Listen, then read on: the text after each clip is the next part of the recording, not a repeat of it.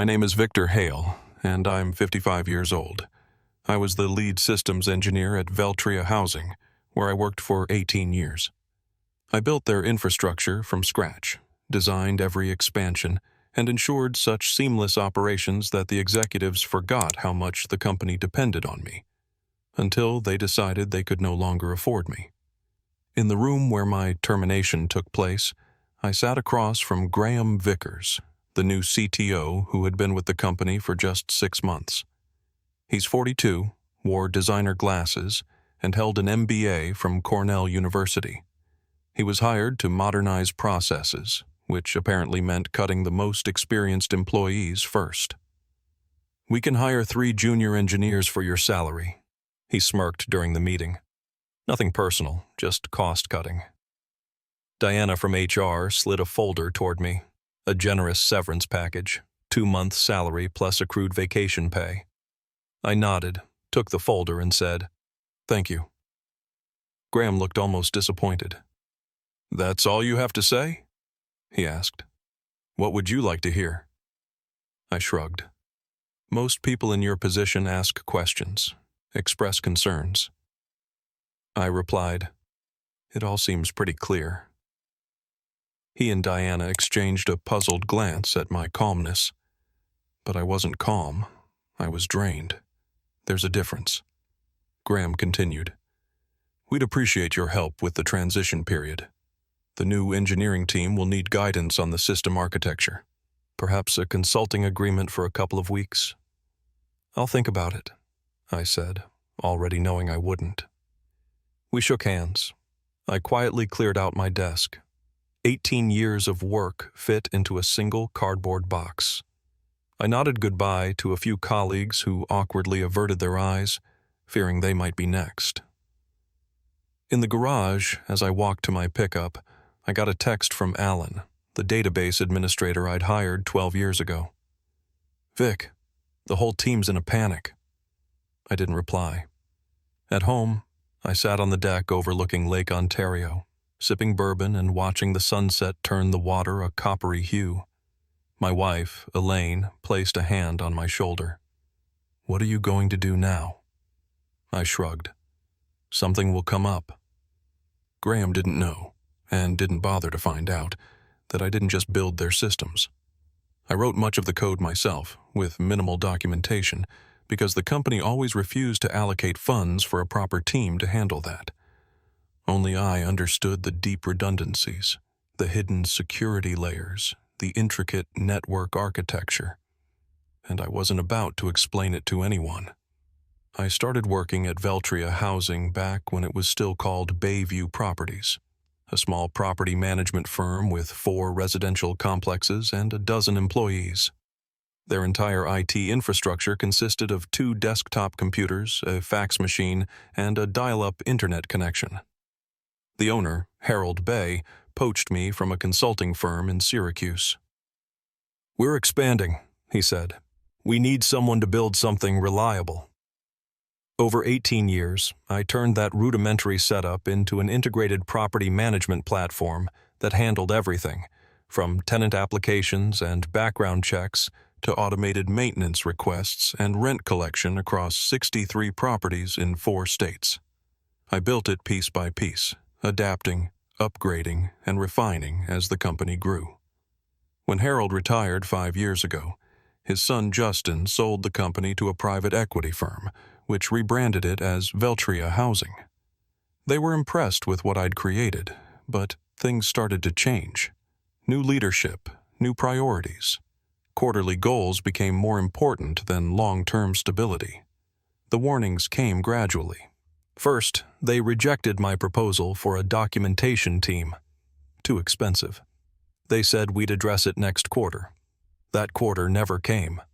Then they started hiring consultants, young grads with master's degrees who talked about revolutionizing property management with cloud solutions. They'd sit through my explanations of the system architecture with blank stares, then suggest off-the-shelf solutions that wouldn't integrate with our unique infrastructure. I kept explaining why their approach wouldn't work, showing them the custom code that made our system special.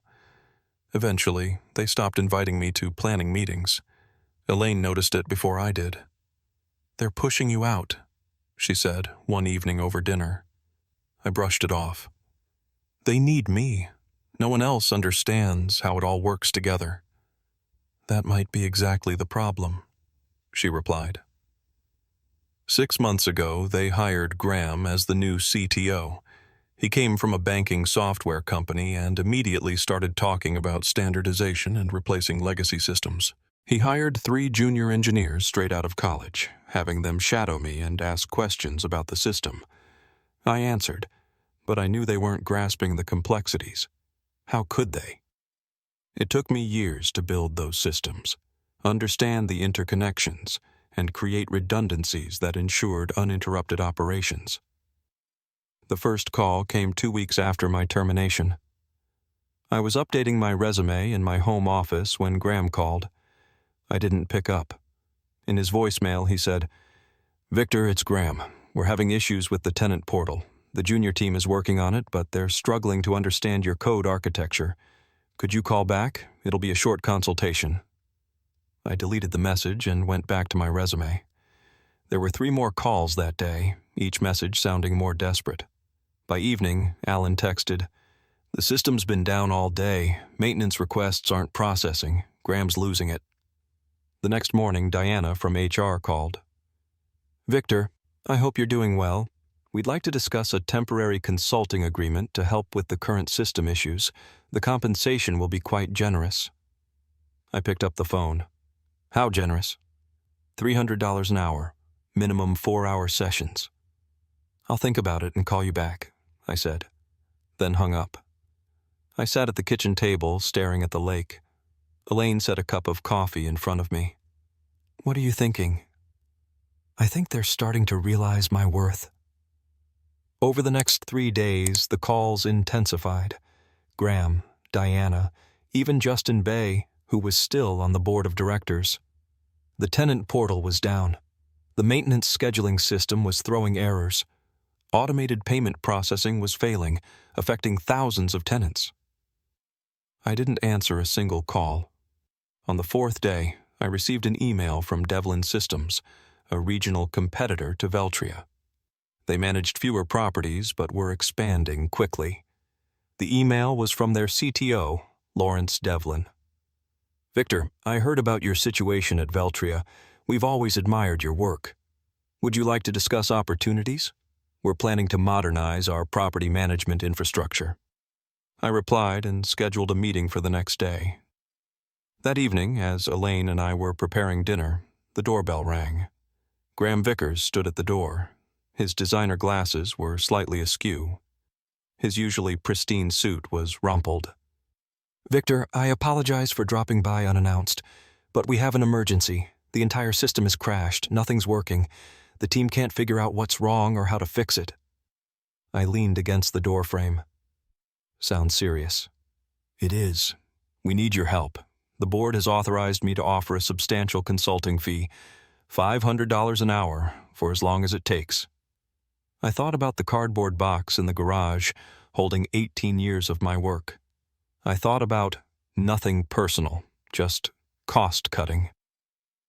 I thought about the documentation team they never approved. "I'm sorry to hear about your troubles," I said quietly. "But I have a job interview tomorrow. Something will come up, like I thought." I closed the door on his stunned face and returned to making dinner. For the first time since my termination, I felt at peace. Not satisfaction, not vindication, but clarity. The interview with Lawrence Devlin went better than I expected. We met at a coffee shop in downtown Rochester, away from both companies' offices. "I've followed your work for years," Lawrence said, stirring his coffee. "The integrated property management system you built at Veltria is legendary in our industry. No one else has anything like it." "Thanks. It took time." "That's exactly what I want to talk about. Time. We want to build something similar, but not from scratch. We need someone who understands architecture, integration points, security layers. Someone who can create something even better." I said I was interested. Lawrence smiled. Good, because I'm prepared to offer you the position of Chief Systems Architect. Full benefits package, stock options, and a salary 20% higher than what you had at Veltria. It was a good offer, almost too good. Why me? I asked. There are younger engineers, cheaper ones. Lawrence laughed. You sound like your former employer. We tried that route, hired 3 talented young engineers from top universities. They built something sleek and modern that crashes with 100 simultaneous users. We don't need cheap. We need reliable. I accepted the offer the next day. Meanwhile, Veltria's problems were mounting. Alan occasionally sent updates. They'd partially restored the system, but key features were still failing. They hired an expensive consulting firm specializing in legacy system recovery. A week after starting at Devlin, Graham called again. Victor, please.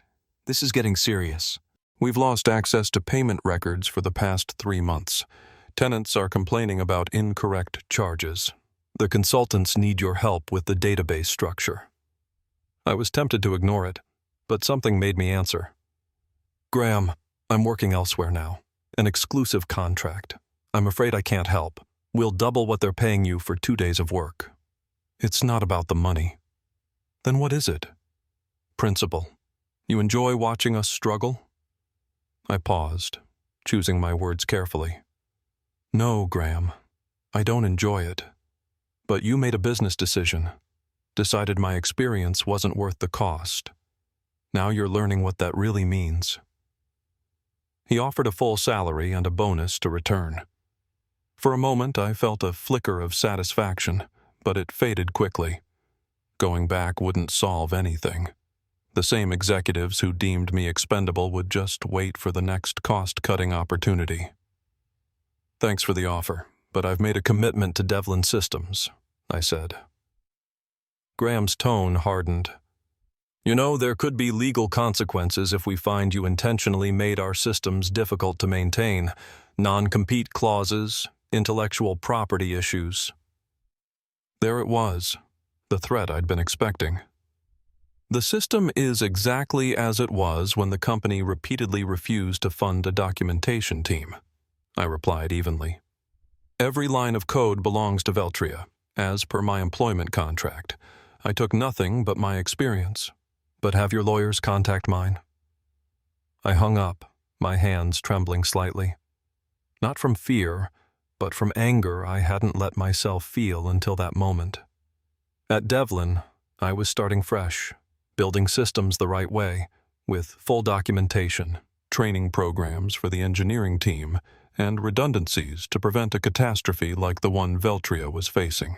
I didn't look back, but I wasn't going to help them either.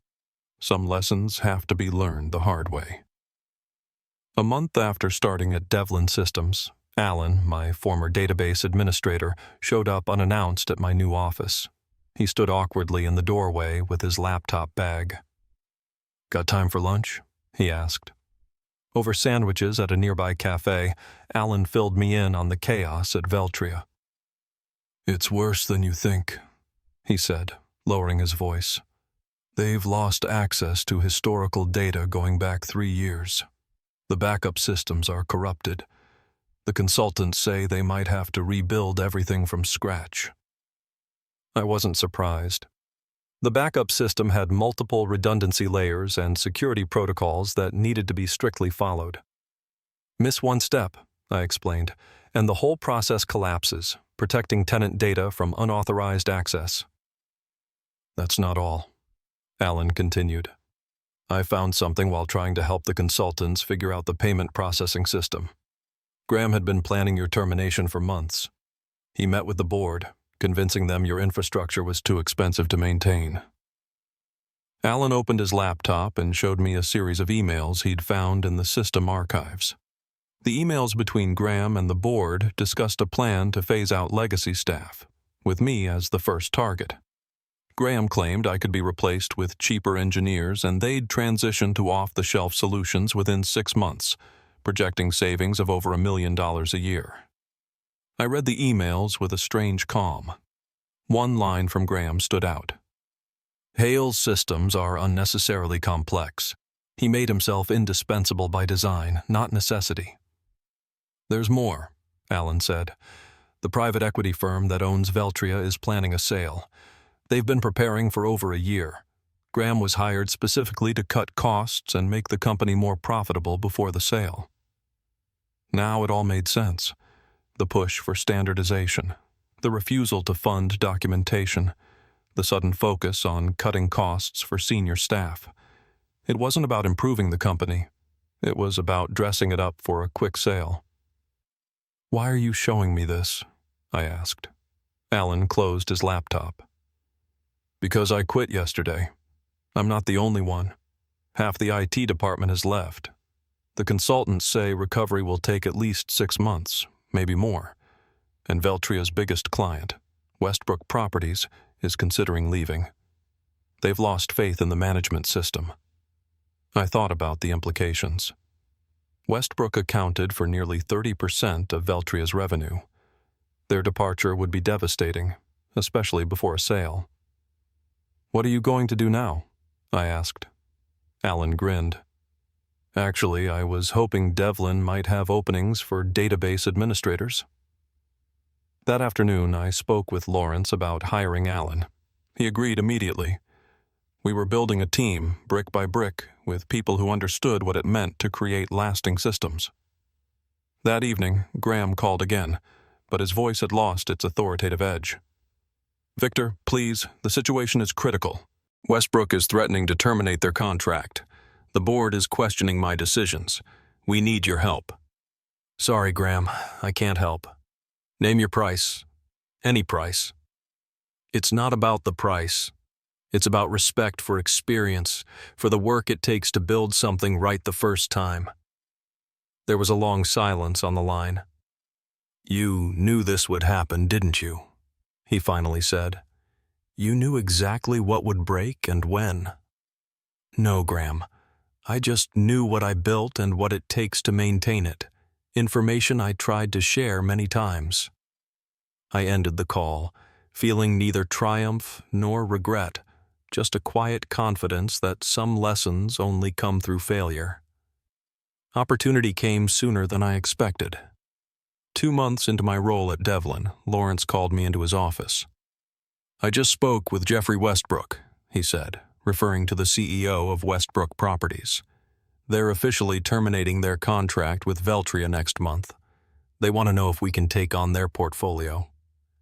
Westbrook Properties managed over 1,000 housing units in the Northeast. It would double Devlin's current operations. "We're not ready for that scale," I said honestly.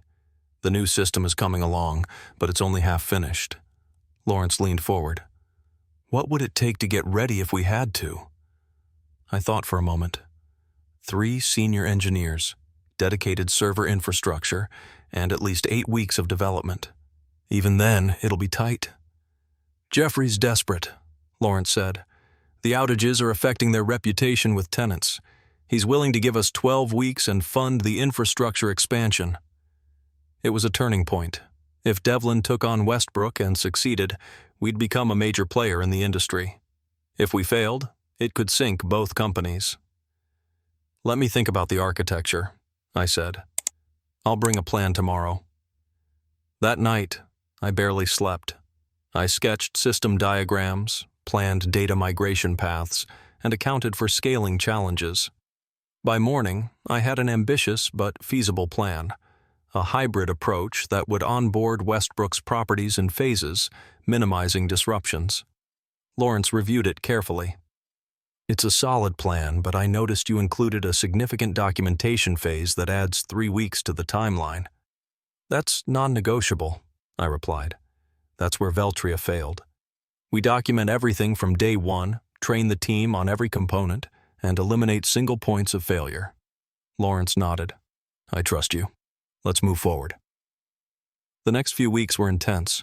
We hired 5 more engineers, including 2 recent departures from Veltria. Alan built a database migration tool that translated Veltria's data structure into our new system. I designed a modular architecture capable of scaling to Westbrook's needs. Halfway through the project, I received an email from Justin Bay, the son of the former owner, who was still on Veltria's board. "Victor, I want to apologize for how things ended. The board was misled about the consequences of your departure. Graham has been fired as CTO. We're struggling to recover, and Westbrook's exit will hit us hard. If you ever want to come back, the door is open." I didn't respond. 10 weeks into our 12-week timeline, we were ready for a phased rollout. Westbrook's smallest region, 2,000 units in western New York, would migrate first. If successful, the remaining regions would follow. The day before the migration, Lawrence called me into his office again. A familiar figure was waiting there, Jeffrey Westbrook himself. "So, you're the systems architect?" Jeffrey said, standing to shake my hand. "Lawrence has told me a lot about you." "I hope it's all good," Jeffrey smiled. "He says you've built us something that won't break every time we add a new property. Something that'll grow with us. That's the plan. I heard you worked at Veltria," he continued. I nodded, unsure where he was going. "They're having problems, you know. The private equity firm is trying to sell, but with Westbrook leaving and their system still down, there aren't many buyers." He paused. "Except one." "Who?" I asked, though I suspected the answer. "Devlin Systems," Lawrence said. "We're considering making an offer at a significantly reduced price compared to their valuation 6 months ago." I considered the implications. "If that happens," Jeffrey continued, "we'll need someone who understands both companies to lead the integration, someone who can preserve what's valuable in Veltria's infrastructure while transitioning everything to your new architecture. Are you asking if I'd be willing to take that on?" I clarified. Lawrence nodded. "Only if the deal goes through, and if you're comfortable with it." I thought about the irony. The system I built, the people I trained, the company that pushed me out, it could all come back under my leadership. "I'd be willing," I said finally. "But I have one condition. We do it right. Full documentation, proper training, no compromises." "Deal," Lawrence said.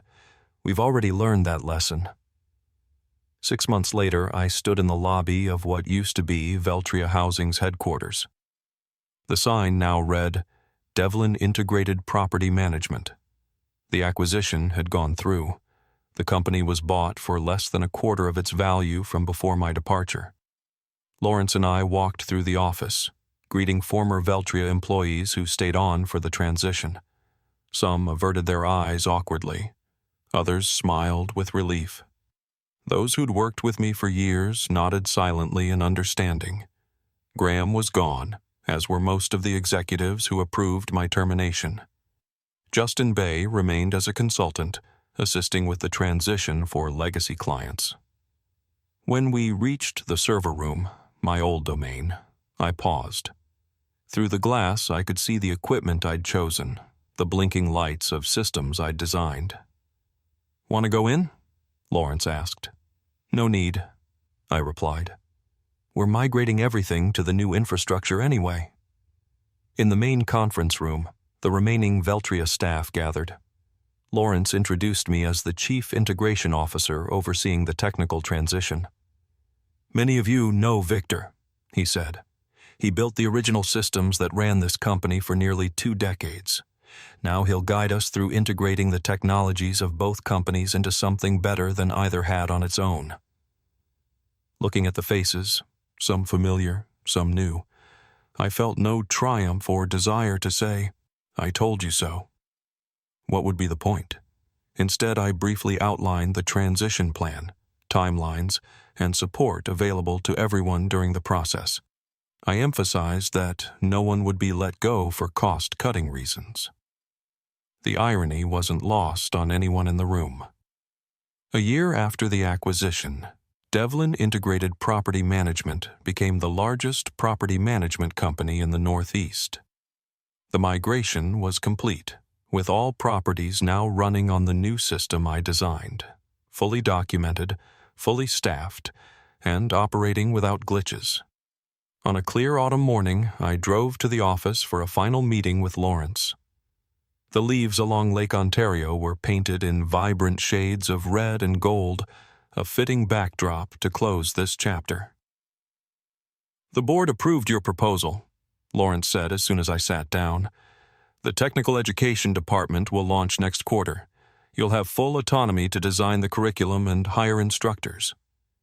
That was my condition for staying after the integration was complete. Not a higher title or more money, but creating a department dedicated to training the next generation of systems engineers and architects. Teaching them not just how to code, but how to build things that last. "Thank you," I said. "That means a lot." "No, thank you," Lawrence replied. "What you've built here isn't just technology. It's a culture. Documentation, knowledge sharing, a focus on quality over quick fixes." That afternoon, I cleared out my integration office. Unlike my rushed exit from Veltria, this was a planned transition to a new role. As I packed, Justin Bay knocked on the door. "Got a minute?" he asked. We stepped into a small courtyard. "Dad asked about you," he said. "He's retired in Florida now, but keeps up with company news. He was glad to hear you're back in a way." "How's Harold?" I asked. "Good. Fishing a lot." Justin paused. "He always said your termination would be the company's biggest mistake. Turns out he was right." I nodded, unsure what to say. "I realized something through all this," Justin continued. "Value isn't always visible until it's gone." Driving home along the lakeshore, I thought about the value of experience, of care, of doing things right the first time, of systems built to last, and of the people who build them. I didn't seek revenge. There was no need. I simply moved forward, creating something better, letting the results speak for themselves. Sometimes the best response to being undervalued is to prove your worth elsewhere and let the outcomes do the talking. So, friends, that's our story today. A bit winding, but there you have it. Honestly, I relate to the protagonist in some ways. I had a similar situation from a distance, though I wasn't fully terminated. I ended up leaving on my own. I was working as a designer back then, but the story still resonates. Tell me, have you or your friends ever been in a situation like this? I'd love to hear about it in the comments. For now, I'll say goodbye. Don't forget to subscribe and give this video a royal like. See you in the next one.